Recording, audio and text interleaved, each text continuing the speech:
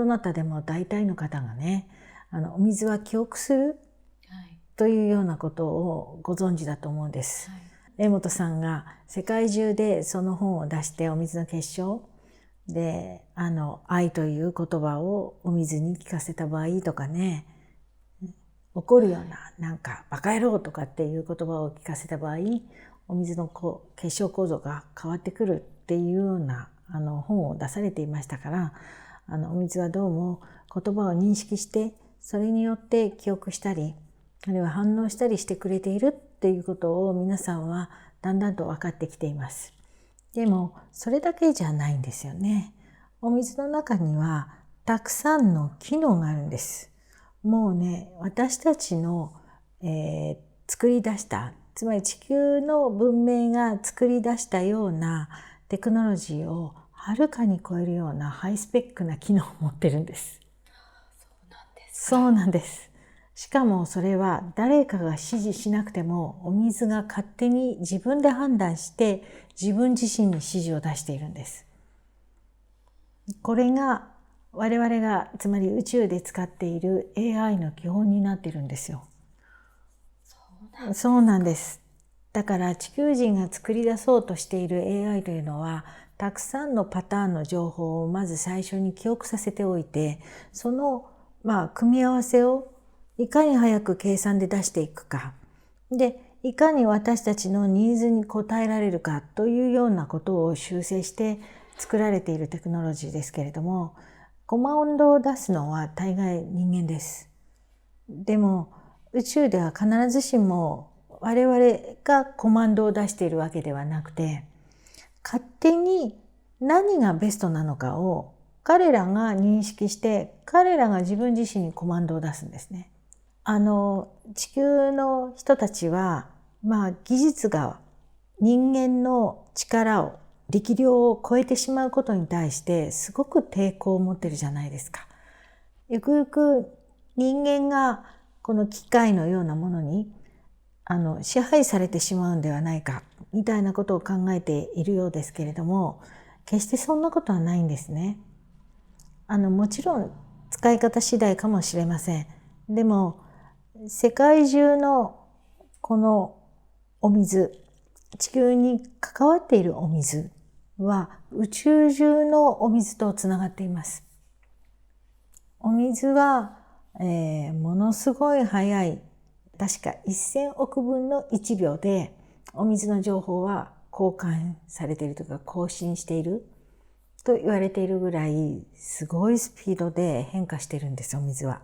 つまりそれだけお水はもうスーパーコンピューターなどというものをはるかに超えたスピードで情報をキャッチしたり記憶したり、あるいは変えたりっていうことをやり続けているんですよ。で、地球のお水で言えば、一旦凍結したお水が、つまり固体のお水が液体に変化するとき、温度が関わってきますよね。この温度の変化によってお水の機能はまた変わります。で、ある特定の温度の中にいるときに、このお水は情報をプールしようとする構造を作ったりします。しかし、これが温度である点を超えたときに、その構造体が変化します。これは目には見えない構造かもしれません。でも、この構造が変化することによって機能が変わります。例えば、春の雪解け水は一切の情報を持っていないんです。それまでに蓄えていた情報が空になった状態で、春からスタートするんです。そうなんです。雪が溶けて、野山をそのお水が駆け巡って、草に触れ、根に触れ、微生物たちに触れ、そして川を泳いでいる魚やたくさんの生命たちに触れて、その生命から情報を受け取り始めるんです。すごいですね。そうなんですよ。で、それが海に注がれていって、海の生命たちの情報もそこから受け取ります。それが、蒸気になって、で、雨を降らせて山に注がれる。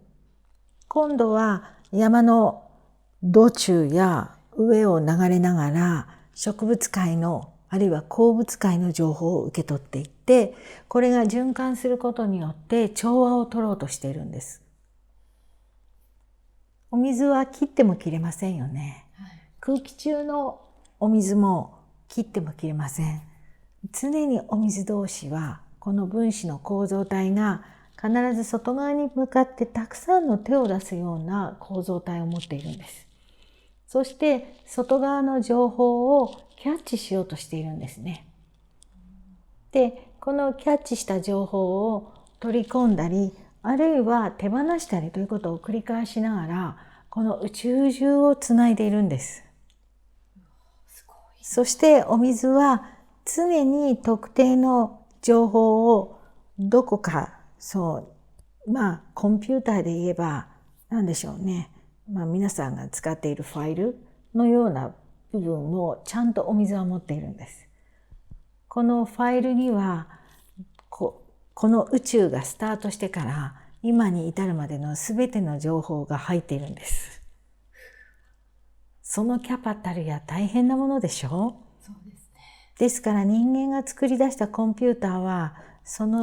この小指のこの爪の先ほどにもまだ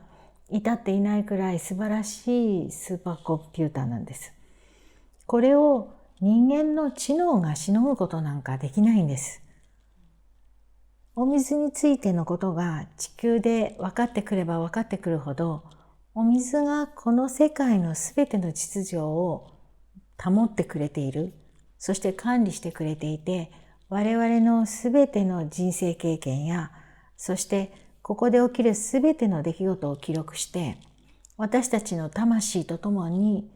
この世界で起きるすべてのことを記憶し続けて、さらなる素晴らしい世界を創造しようとしてくれているのがこのお水です。ですからお水なくしてこの世界は成り立たないんですね。